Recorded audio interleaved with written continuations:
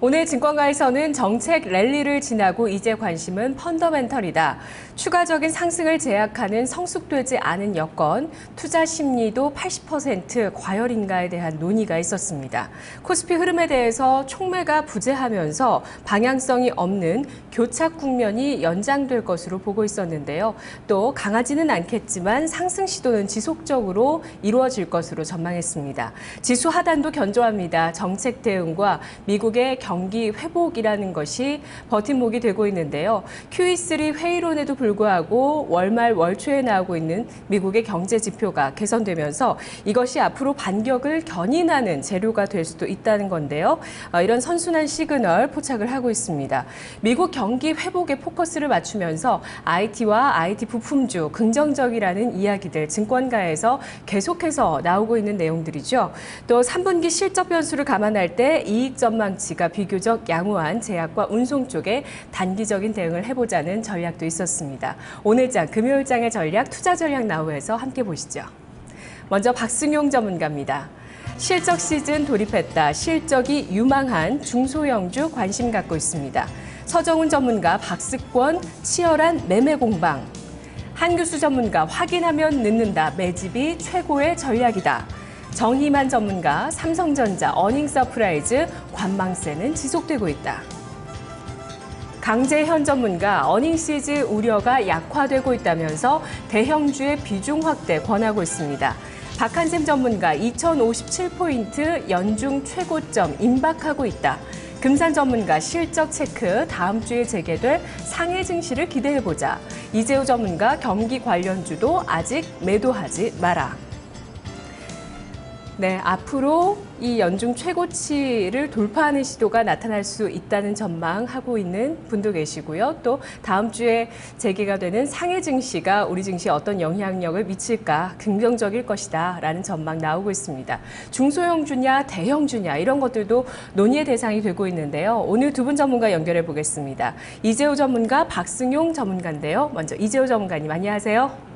네, 안녕하십니까, 이재호입니다. 네, 그동안 종목별 장세에 대응하자는 전략을 많이 주셨는데 오늘은 경기 민감주를 매도하지 말고 보유하자는 것을 또 강조를 해주시네요. 오늘 이런 얘기를 해주시는 이유가 뭐죠?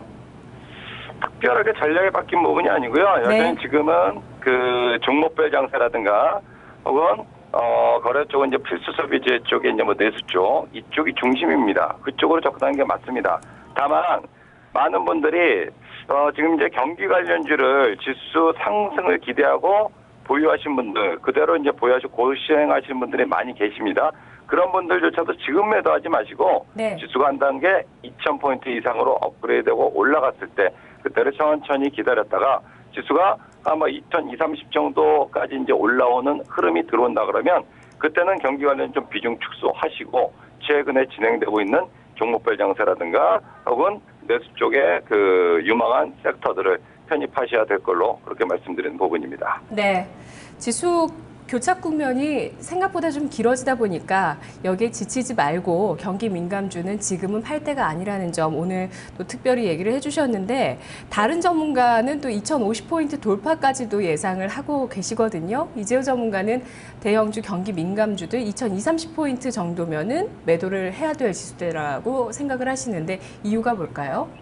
그래서 2050 돌파도 충분히 모멘텀만 형성되면은 가능하리야 봅니다. 다만 거기 올라가면 경기 관련주가 더 강할 것이냐? 저는 그렇게 보지 않거든요. 네. 지수는 올라가도 그대로 올라가도 그들보다 훨씬 더 강한 종목들이 있다라고 보기 때문에 근데 지금은 계속 지수 제자리에 있어서 계속 저점 낮추면서 내려간 종목들이 경기 관련주를 속출하고 있기 때문에 그들이 지금 매도하고 싶어도 못한단 말이에요. 그러면 지금 매도하지 말고 한 2230 정도 올라가면 추가 상승 가능성이 있다 하더라도 그들 비중 줄이면서 필수 소비자라든가 혹은 종목별 최근에 게임 엔터바이오라든가 이런 쪽 종목으로 좀 편입을 하면서 네. 바벨 전략 정도는 여러분들이 구사를 하셔야 지금 장에서 연말까지 수혜를 안 받을 수 있다. 이런 얘기입니다. 예, 그러면 오늘장의 전략은요.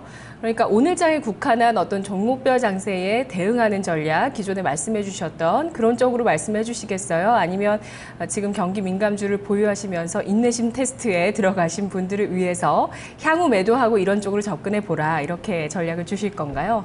뭐 둘 일단- 중에 뭐 아무거나 괜찮습니다. 전략 주시죠. 네, 여러분들이 경기 민감주를 뭐 최근에 종목 장세를 보면 네. 특히나 게임이라든가 엔터 굉장히 많이 올랐죠. 예. 그래서 뭐 쫓아가 사시기도 좀 부담스러울 겁니다. 뭐 그렇기 때문에 안 올랐다면 모르겠는데 많이 올랐으니까 경기 민감주 보유하고 계신 분들은 좀 반발이 들어올 때까지 기다리고 참고 인내하시고 대신에 그래도 난 현금이 있고 그래도 난 좀 교체를 하고 싶다라고 하면 제가 지난 9월 25일 날 투자클럽 전략에다 올려드렸다시피 그 삼성 관련 부품주들 애플 비중이 많은 종목들 말고요. 네, 삼성 관련 비중이 높은 종목들 9월 25일자에 제가 한 11종목을 올려드렸습니다.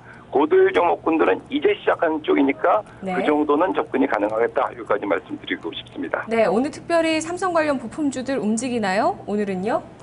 오늘이 아니라 계속 상당히 견조한 흐름들은 많이 보이고 있습니다. 대표적으로 뭐 플렉스컴이라든가 네. 혹은 뭐 RF텍이라든가 뭐 이런 종목들이 많이 올라온 종목이고 안 올라온 종목들 한번 좀 조정이라든가 안 올라온 종목들 한번 살펴보면은 뭐 BH라든가 혹은 뭐 멜파스 아니면은 그 와이솔 뭐 DNF 옵트론텍 IM 이런 쪽 종목들을 한번 관심 가지면서 지켜볼 필요가 있지 않을까 그렇게 보고 있습니다. 네, 전문가님 말씀 고맙습니다. 네, 감사합니다. 네, 그동안 종목별 장세에 대응하는 전략을 계속 얘기했던 이재호 전문가가 오늘은 특별히 경기 민감주를 보유하고 지금 장을 꾸준히 이겨나가고 계신 분들을 위해서 전략을 드리고 있습니다. 지금 매도하지 말고 좀 더 보유를 하라는 건데요. 지수가 좀 더 업그레이드 될 수 있다. 2230포인트 정도 왔을 때 어느 정도 경기 민감주의 비중을 줄이면서 종목 장세에 동참하는 것이 좋겠다는 시각입니다. 종목 장세에 동참하기 위해서는 삼성 관련 부품주가 좋다고 하는데요. 투자클럽에 가시면 추천주를 또 확인하실 수 있고요. 몇 가지 소개를 해드리면 BH, 멜파스, 와이솔, 옵트론텍, IM 등이 있다고 합니다. 다음은 박승용 전문가의 전략 듣겠습니다. 전문가님 안녕하세요. 네, 안녕하세요. 박승입니다. 네, 실적 시즌에 돌입하면서 대형주보다는 여전히 중소형주가 이득이 높겠다고요? 일단 지금 뭐 지수가 오늘 삼성전자가 실적 발표 이후에 2000선을 안쳐가지 못하고 다시 되밀리는 흐름이 나왔고 삼성전자가 실적 발표 후에 밀리는 흐름이 좀 나오고 있죠. 네. 지금 대형주 쪽 보게 되면 그나마 실적에 대한 기대감이 높은 곳은 삼성전자를 비롯한 뭐 IT 쪽이 아닌가 봐야 될 것 같고요. 예. 그 밖에 다른 뭐 대형주들 보면 화학이라든가 정유, 건설, 조선 기대치가 지금 낮아지고 있는 그런 실정이기 때문에 대형주 쪽은 일단 실적 측면을 보게 되면 뭐 기대할 것은 없다. 그렇다면 과연 이제 어느 쪽을 봐야 되겠느냐? 삼성전자 실적이 좋았듯이 아까 그 이재호 전문가 잘 말씀하신 것 같아요. IT 부품 관련주들, 네. 예를 들어서 뭐 파트론 같은 경우에 3분기 사상 최대 실적 전망치가 좀 나오고 있는데 네. 이런 점들을 봐서는 역시 뭐 IT 부품의 중소형 기술주들 뭐 이런 종목군들에 대한 그 접근 방식이 좀 유효하지 않나 이렇게 좀 말씀드립니다. 네. 구체적으로 종목으로 좀 알아보도록 할까요? 뭐 어제네요. 바로 어제는 게임주와 제약주에 관심이 있다고 말씀을 해주셨는데 오늘 장에 접근을 해볼 만한 좋은 종목은 뭐가 있을지 소개를 좀 해주시죠. 일단 뭐 제약주에 대해서는 언급을 제가 안 했습니다만 제약주 같은 경우에는 좀 유한양행이라든가 녹십자, 그다음에 뭐 삼진제약이라든가 뭐 부광약품 이런 종목군들 특히 이제 그 제약에 대해서는 그동안에 약가 인하와 함께 부정적인 리포트와 전망이 많았지만 최근 시각이 좀 점진적으로 바뀌어지는 현상이 좀 나타나고 있는 것 같습니다.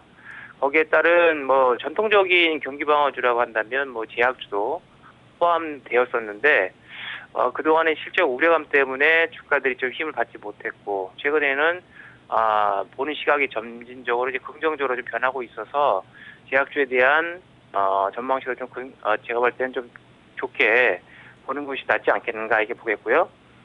게임 관련주들은 뭐 어제 좀 많이 상승을 좀 했었었죠. 오늘 제가 봤을 때는 단기적 관점상의 눌림목이다. 그래서 중기 추세 상승이냐 이 여부는 좀 더 지켜봐야 될 것 같고요.